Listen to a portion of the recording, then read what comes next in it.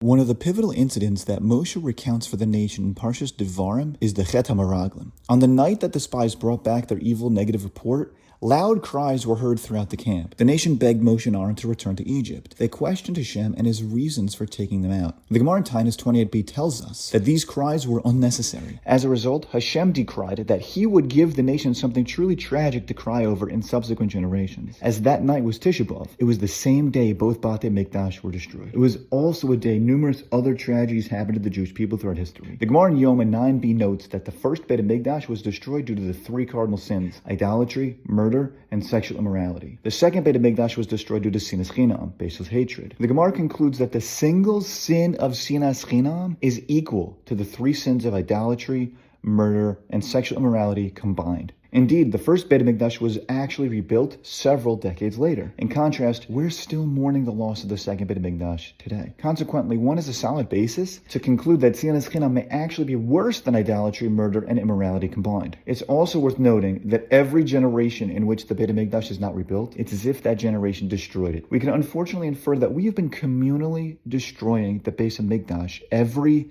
single year, likely through sinas chinam, since it was lost nearly 2,000 years ago. 2,000 years of sinas chinam. If we spend time ruminating on that, it alone should be enough to cause us to cry on Tisha B'Av. Such a thought may be more potent than any shir that we've listened to that day. And there are a vast amount of shiurim available to attend or listen to on Tisha B'Av. However, if that's all we do, we run the risk of doing ourselves a great disservice.